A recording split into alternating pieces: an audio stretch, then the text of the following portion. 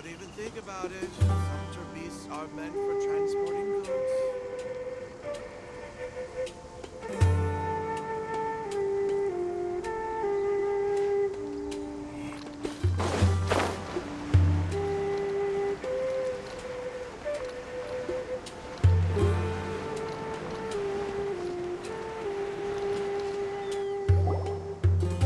Whew.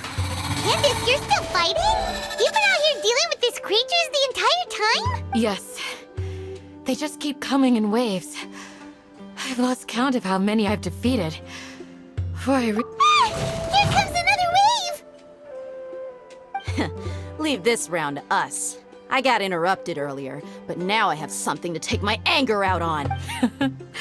It's been quite a while since I've seen the Flame Mane in action. I'll be sure to put on a good show. Let's go!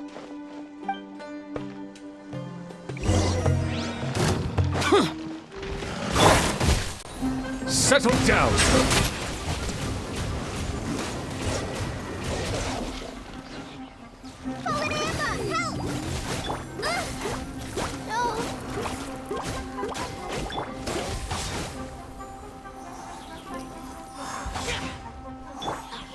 Silence!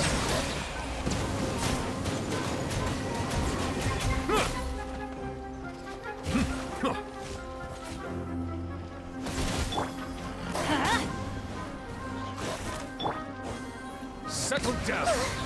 Here comes another wave! When are they ever gonna let up?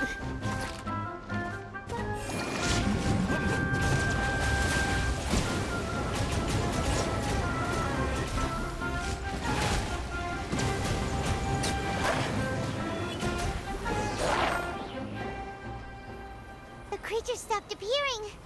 Was that the last of them? What we fought just now was probably the aftermath of the sandstorm. Well fought, everyone. No injuries, I hope. Huh? Who are you? Ah, my apologies. I haven't had a chance to greet you yet. I had my hands I am the chief of Aru village. Everyone usually calls me Uncle Anpu. Sir, I am also originally from the desert, but I have not been back for some... I can't say they've always been common, but recently the storms have become increasingly severe and frequent. Besides sandstorms, we also occasionally get earthquakes. According to an investigator... Another effect of Irminsul's withering. So, Irminsul's withering causes withering zones in the forest, and sandstorms and earthquakes here in the desert? Everything in the natural world is inextricably connected to Irminsul. These regional symptoms can indeed be a reflection of Everyone in Aru village needs to take good... speaking of which, why haven't I seen a single village keeper since I got... Village keeper? Who are they? Village... Does your curiosity know no bounds? Village Keeper is how Aru village refers to mad scholars, exiled here by the Academia. Most of them are scholars who lost their sanity. After a period, the Academia believes that their crazed mutterings may have a negative effect on the psyches of other scholars. Alas, that's exactly what we've been trying to investigate, but no one in the village has ever seen them leave. I've had encounters with those people in the past. I'll see what I can... The Matra are the ones responsible for their exile. Now that you're no longer with them, are you trying to Mock me if you will, but if you are guilty, I will eliminate you. Oh, you're the former General Mahamatra. You must be an expert in the... Is it because you're reminded of Hypatia? Oh, these poor scholars. But, is it really a good idea to tag along with Sino? You seem like you really don't trust him. I'll be grateful for the assistance. No doubt you will do a better job than some of my former subordinates. Let's start by finding a spot to share what we know so far.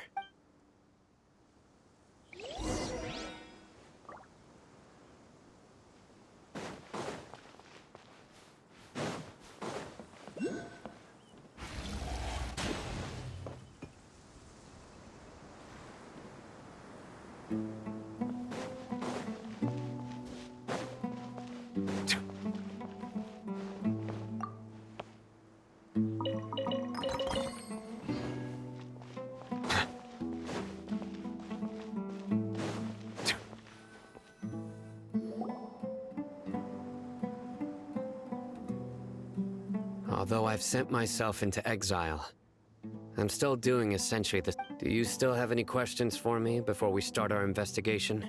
One of my former subordinates told me that the academia has long when mad scholars... Initially, the people of Aru village was struck by the strongest earthquake in living memory. Suddenly, he noticed a mad scholar crouching in a corner, caressing the ground with his... Despite the powerful tremors that ripped through the ground that night, all the houses remained upright, almost as if they had grown roots. After that, the people of Aru village treated the mad scholars with greater kindness. A soft green light? A mad scholar protecting Aru village? Paimon thinks so too.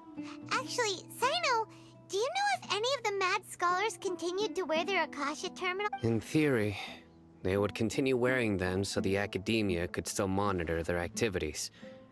With that said, the main Oh, no wonder! Everything makes sense then! Add in the fact that they calmed down. If you are able to draw a conclusion from this one story alone, then it appeared... So, what do you make of the story? Really? Lesser Lord Kusanali.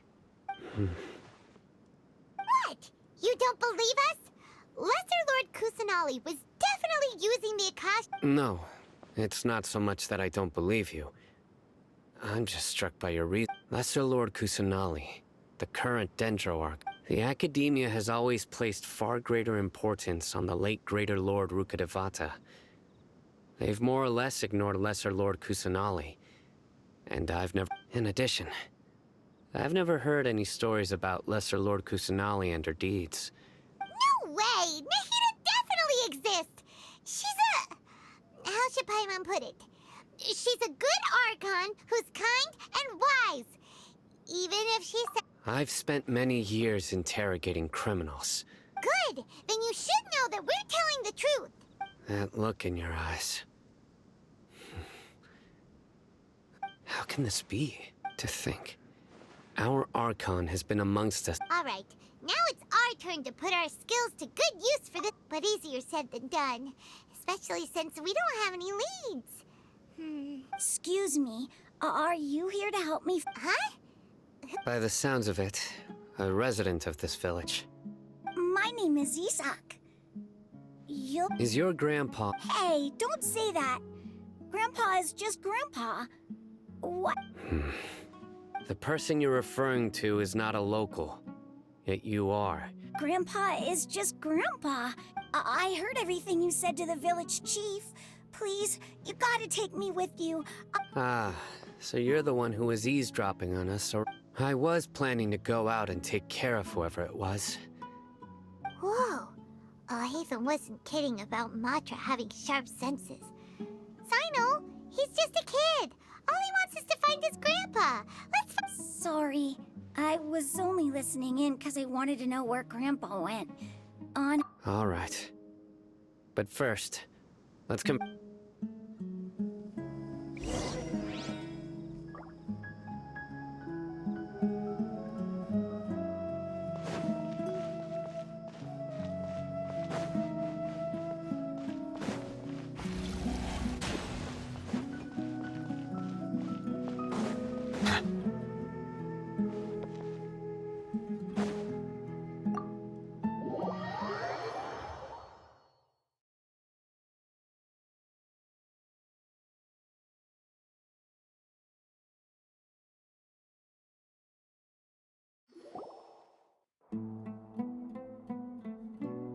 Sino is super vigilant.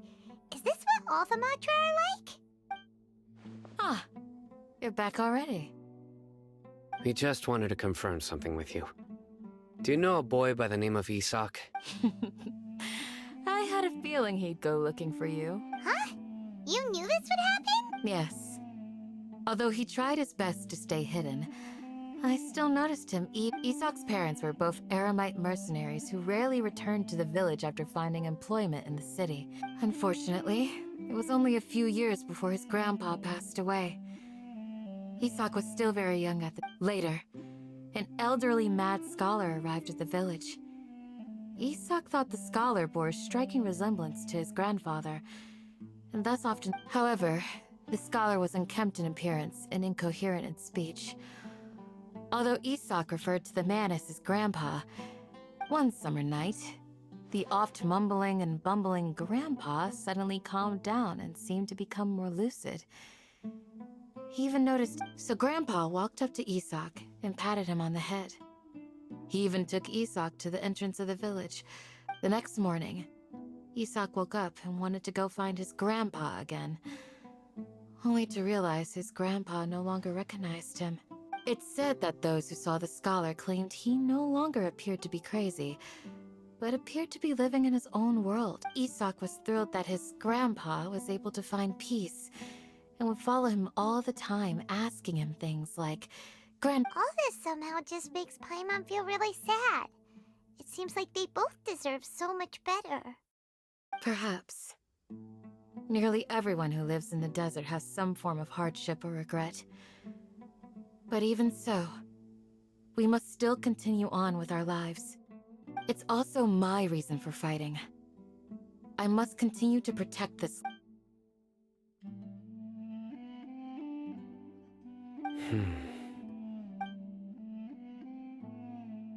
Maybe the people have always had a considerate god watching over them. Huh? What did you No, nothing. As long as Isak keeps his word and does— Perhaps you are more compassionate than I gave you credit for.